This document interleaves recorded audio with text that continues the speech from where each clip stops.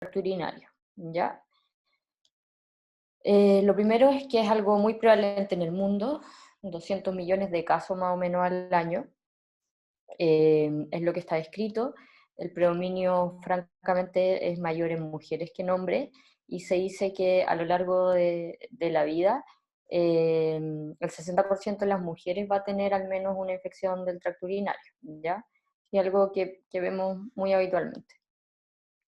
Primero, como concepto, aclarar lo siguiente, que bacteriuria, lo que trata de decir es que hay bacterias en la orina. Que esta sea significativa o no, eso lo han dado los cortes del laboratorio que hemos aprendido, ¿cierto? En una orina segundo chorro normal, esa bacteriuria significativa es de 10 elevado a 5 unidades formadoras de colonia, ¿cierto? Y bacteriuria sintomática es una bacteriuria que en este caso es significativa, o sea, me dio el conteo necesario, pero el paciente no tiene síntomas.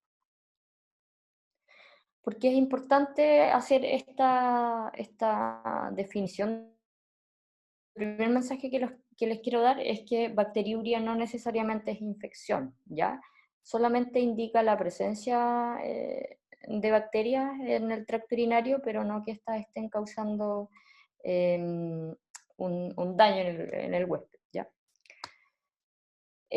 Para que hablemos de infección, entonces, tenemos que tener síntomas, y eso es lo que nos va a definir en el fondo si estamos hablando de una ITU baja o de una ITU alta, ya que cuando le ponemos nombre a la enfermedad hablamos de cistitis y de pielonefritis.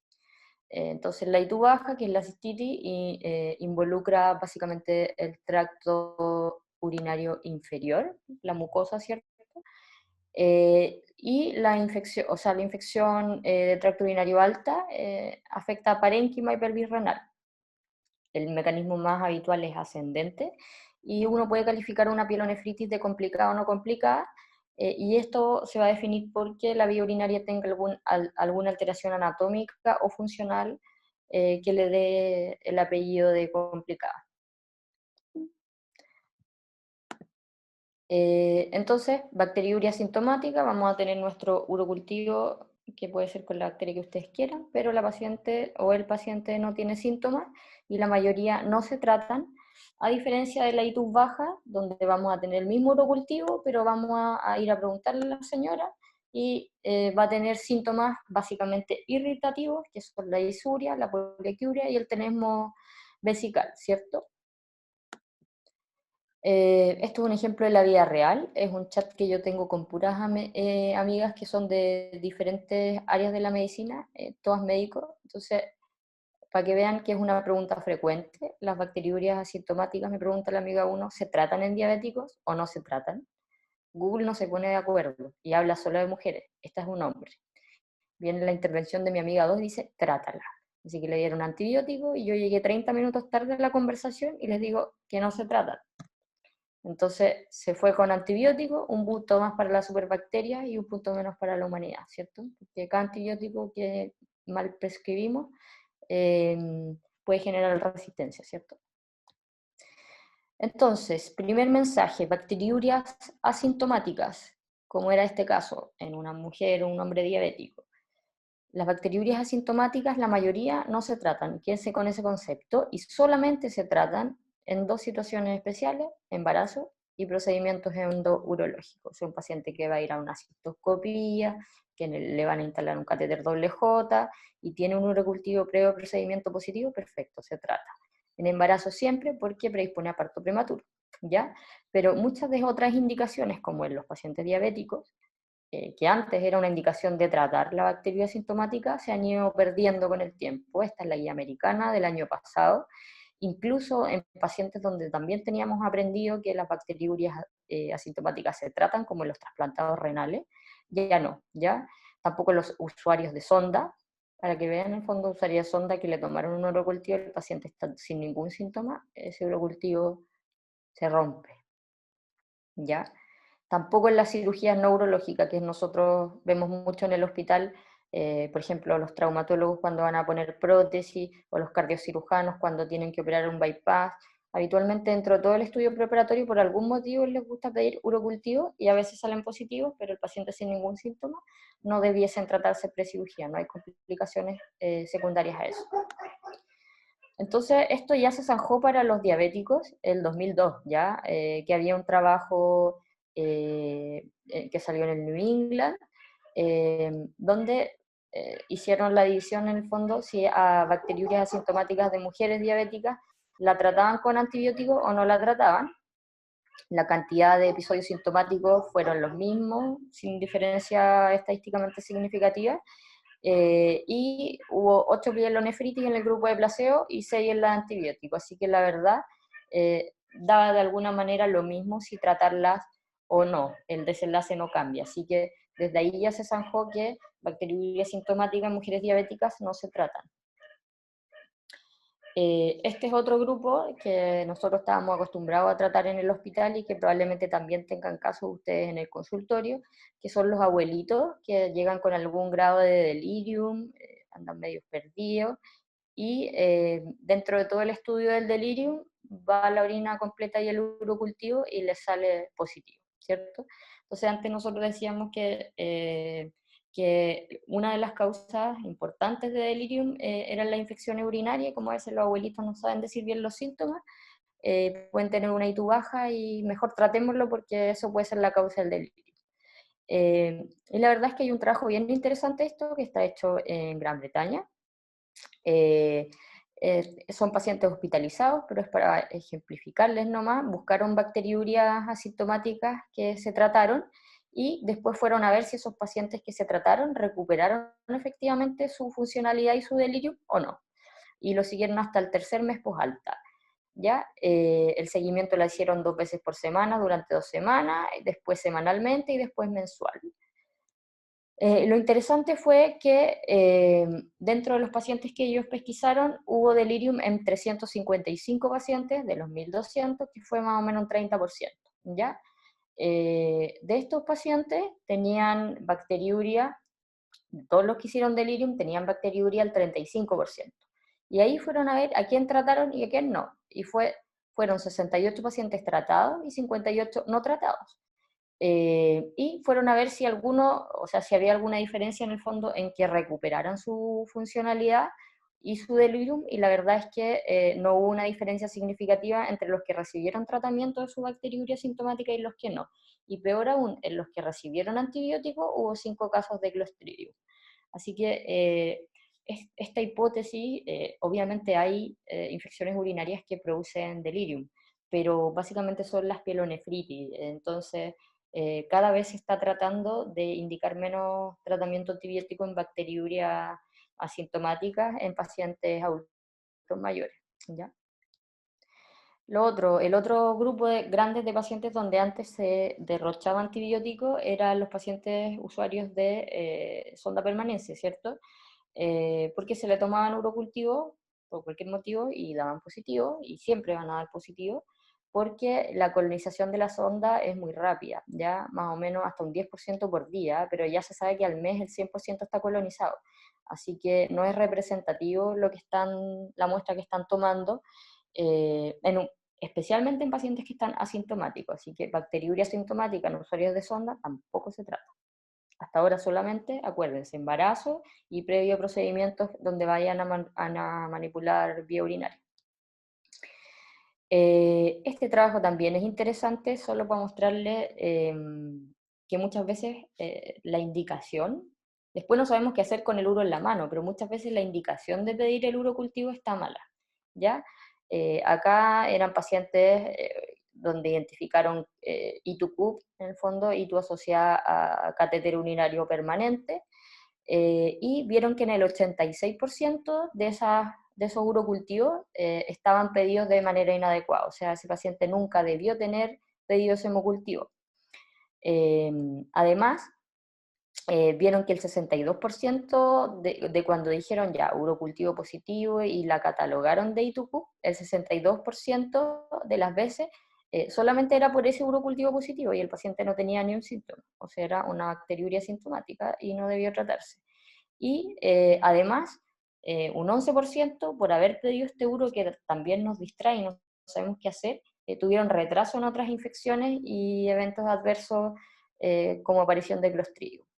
Y cuando fueron a encuestar a las enfermeras y a los médicos, se dieron cuenta que muchos pedían urocultivo por el aspecto de orina y por el olor. Mucho más las enfermeras que los médicos, pero es un concepto que hay que reforzar en todos los estamentos, ¿ya? Que una orina esté más oscura o más mal olor no traduce a que eso sea una infección.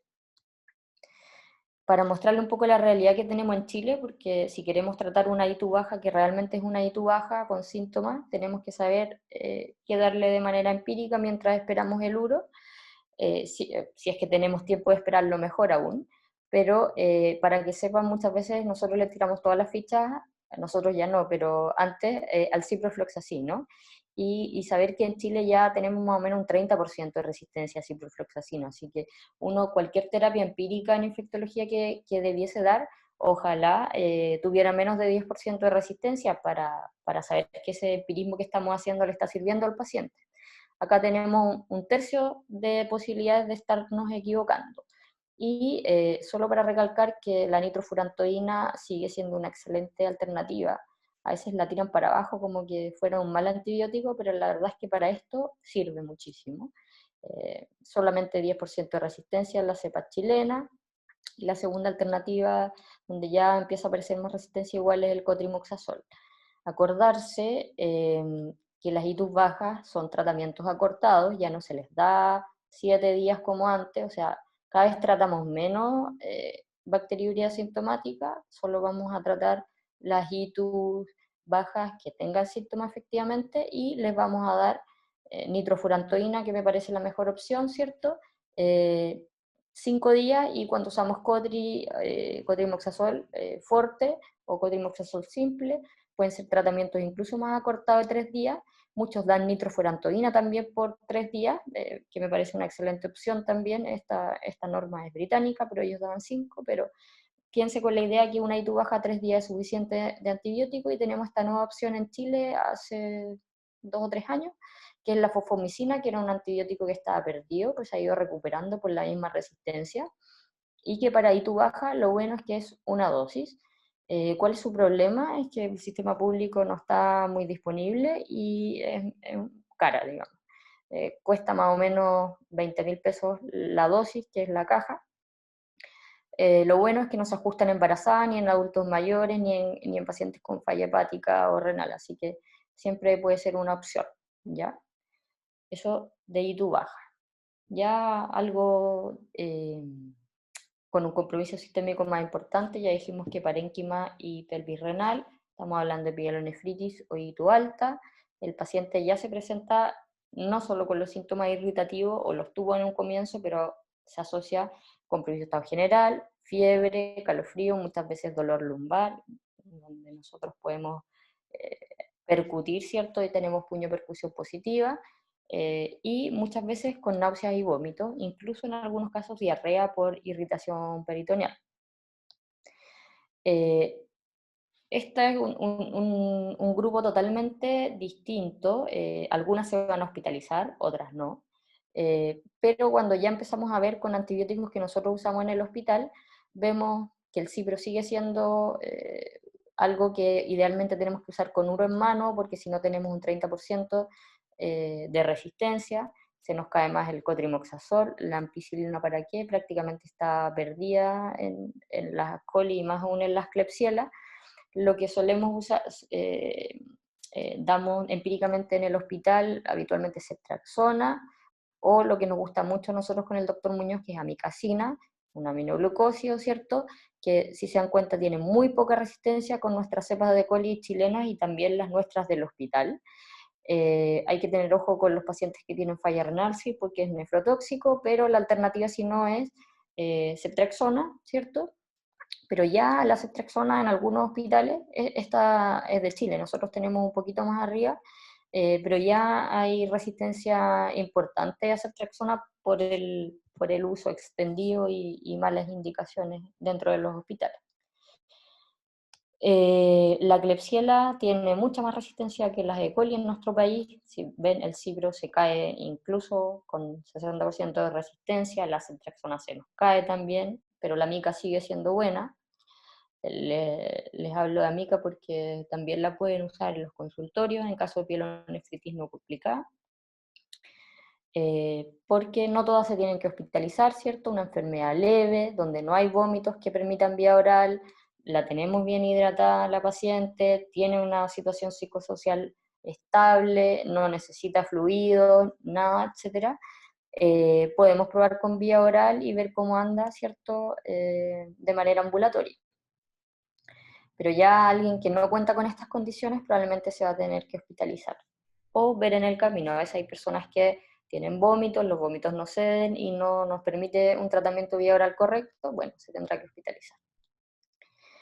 Eh, Cuando yo estudié, a mí me enseñaban que la pielonefritis se trataba 7 días, pero si tenía bacteremia, yo tenía que darle 14 días. Y eso ha ido cambiando con los años. Eh, Acá hay pielonefritis en el fondo donde compararon 7 días, más de 7 días versus menos de 7 días, y la verdad es que los desenlaces no tienen diferencia. Acá hay 8 RCTs con más de 2.000 pacientes, y los trabajos que han salido posterior también han apoyado eso. A veces, de hecho, hay como una consigna de que menos es más, también se usa en el uso de antibióticos. Incluso las pielonefritis con bacteremia, cuando fueron a ver ese grupo especial de pacientes, no hay diferencia entre dar más o menos de 7, ¿ya? Así que nosotros tratamos todas las pielonefritis, sean complicadas o con bacteremia o sin ella, por 7 días. Solamente si tuviese un absceso o algo que implicara que la infección no se ha podido resolver del todo, o sea, como que nos apoyaría a mantener un tratamiento más extendido. Acá, este es un trabajo que se hizo para bacteremias por gram negativos en general, donde compararon lo que yo les estaba contando, 7 versus 14, que era como el gran mito que había antes, pero no había ningún randomizado donde esto se documentara, puras series de casos. Entonces este trabajo es del año pasado y causó un boom importante en el fondo. Acá tenían bacteremias por gram negativo, y si al día 7 el paciente estaba estable y sin fiebre, lo pasaban eh, a que continuara antibiótico, o a que en el fondo se suspendiera al día 7. 600 pacientes eran, ellos vieron mortalidad por cualquier causa, recaída, etcétera, porque uno pensaría que si estamos quedando cortos con 7 días, el paciente se va a morir más, o va a requerir rehospitalizarse, o va a tener alguna complicación, etcétera. Y esos desenlaces los vieron a 90 días, para que vean prácticamente un 68% eran infecciones del tracto urinario, que son las que más dan bacteremia por Bacillus gram negativo. Las bacterias que encontraron es lo que nosotros vemos en ITU, E. coli, Klebsiella, otras enterobacterias, ¿cierto? Y cuando fueron a ver los desenlaces en el outcome primario, que era todo este objetivo compuesto, vieron que no se morían más a los 90 días, no había más readmisiones ni hospitalizaciones prolongadas, ¿ya? Así que la verdad es que sí, 7 en este trabajo les dio equivalente a 14 días. Ahorramos hospitalización, ahorramos antibióticos, ahorramos resistencia y ahorramos otras complicaciones como Clostridium. Uno de los mensajes que les quiero dar es que con la microbiología que hoy día tenemos en Chile, y localmente, es súper importante que en cada centro tengan sus datos. Nosotros tenemos los nuestros acá, y la verdad es que el ciprofloxacino no sería un buen antibiótico para dar empíricamente en una pielonefritis. ¿Por qué? Por lo que les contaba, en un 30% de los pacientes no le vamos a estar pegando. Así que nuestras normas locales, y en este caso yo puse la del San Borja, que fue el lugar donde yo me formé como infectóloga, y el doctor Muñoz igual, nos gusta harto la micacina, ¿cierto? Que se calcula por kilo, y en la alternativa es ceftriaxona. Nosotros no damos ciprofloxacino empíricamente en el hospital, y luego sí ajustamos con cultivo. Ustedes podrían extrapolar esto mismo. Si yo hoy en día tuviera que ir a atender APS, la verdad es que no dejaría ciprofloxacino empíricamente y me la jugaría por tener amica, que es una dosis al día, mientras espero el urocultivo y luego sí, con cultivo en mano, el cipro es un antimicrobiano fantástico para vía urinaria. Esto itunosocomial lo vamos a saltar porque es del hospital. La fosfomicina también aparece como una opción para pielonefritis no complicada, o sea, estas ambulatorias. Importante sí que tengamos un laboratorio que teste fosfomicina para que cuando les entregue el urocultivo les diga si es sensible o es resistente. Estos datos son de la Católica, nosotros acá no tenemos susceptibilidad para fosfomicina. Y el problema de esto es que la dosis acá ya no es una vez al día, o sea, no es una dosis única, sino que son 3 dosis, y eso implica que el costo se triplica, así que cuesta más o menos 60.000 pesos. El quinto mensaje de esta presentación es que las pielonefritis con o sin bacteremia se tratan solo 7 días, ¿ya? Así que si tienen a alguien en el CESFAM que, no sé, dicen, es diabético, así que le voy a dar 14, no, todos 7 días.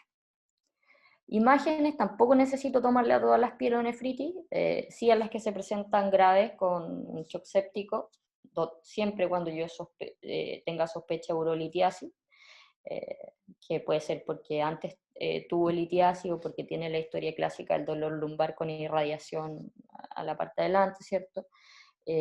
Cuando tiene un pH demasiado básico, mayor a 7, o una baja brusca de la velocidad de filtración glomerular, yo podría sospechar que hay obstrucción, también debiese hacer imágenes. Y la verdad es que en los hospitalizados o también en el ambulatorio ocurre en este caso, es que nosotros en general esperamos 72, 96 horas, que el paciente puede tener fiebre. La pielonefritis es bien gritona.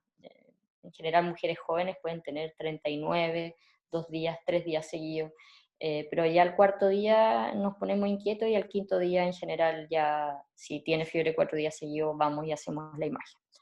¿Ya? Ecografía o TAC, lo que uno tenga a la mano, pero si uno sospecha que puede haber un absceso renal o algo, siempre acordarse de contrastar. El pielo TAC que no tiene contraste solo sirve para buscar las litiasis. Otro tema que siempre sale a la palestra es si sirve o no la profilaxis antimicrobiana en las ITU, y la verdad es que sirve. Está demostrado que la nitrofurantoína es segura y disminuye la ITU a repetición. Esta es una revisión sistemática de la Revista Europea de Microbiología e Infectología. Eran muchos pacientes, cerca de 500, y si ven, está a favor de la nitrofurantoína. ¿Cuál es el gran problema? Cuando acá siguieron a usuarios de sonda a permanencia, perdón, usaban cateterismo intermitente, lo siguieron por un año, y lo que sí vieron es que efectivamente las infecciones urinarias, tanto sintomáticas como microbiológicas, bajaron de manera importante y con significancia estadística a la mitad más o menos. Los que usaban profilaxis, ya sea con nitro o con cotrimoxazol, pero también vieron al final que aumentó la resistencia en un 24% versus un 9% entre los que recibían antibióticos y los que recibían placebo, o no recibían profilaxis, y en el cotrimoxazol mayor aún, 53 versus 24. Así que la verdad es que la profilaxis sí sirve, pero a expensas de que va a aumentar la resistencia y que probablemente en un par de meses nosotros perdamos ese antibiótico para mantener. Así que tienen que ser escogidas con pacientes muy puntuales, ojalá por tiempos no tan prolongados, y las guías dicen lo mismo. Definen ITU recurrente como que yo tenga 2 episodios en 6 meses o 3 en un año, que es lo clásico, y cuando le preguntan de profilaxis dice que hay que discutir los riesgos y beneficios, ver alternativas, que efectivamente la profilaxis antibiótica disminuye el riesgo de ITU a repetición en mujeres, pero en el fondo hay que ver riesgo-beneficio, porque vamos a seleccionar, podemos tener sin duda vamos a seleccionar en esa enterobacteria, pero también en todo el resto de nuestra microbiota. Y bueno, si hay otras alternativas, busque cranberry, aunque no está demostrado mucho su uso. A veces solamente tomar algo a la gente le tranquiliza porque cree que sirve. Y algo que siempre nos decían las abuelas o las mamás es que siempre, en verdad, yo me resfrío y mi mamá, toma harta agua, me puedo doler la guata, que tome harta agua. En este caso, la infección urinaria siempre dice tome harta agua como para que se limpie la infección. Y la verdad es que esto hasta hace poco nos parecía más un consejo y hoy en día ya hay evidencia de que tomar harta agua efectivamente sirve. Este es un trabajo del llama y que lo que hicieron es que en mujeres que tenían ITU recurrente, randomizaron a que tomen 1,5 litros de agua diaria versus el resto que tomaba su promedio normal. Los que tomaron 1 litro, que era 1,5 litros, perdón, de agua, que era el grupo del agua, si ven acá en el fondo tuvieron sus episodios de ITU porque eran personas que tenían ITU recurrente, pero la mayoría no tuvo más de 2 episodios al año, y versus las que tomaban agua como toman normalmente, donde sí tuvieron 3, 4, incluso 5 episodios anuales. Así que hay que tomar agua porque el agua sirve. No usen antibióticos en bacteriurias asintomáticas, salvo los dos grupos que le dije.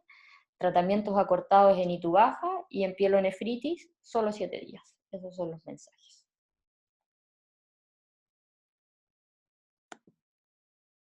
Gracias. Bueno,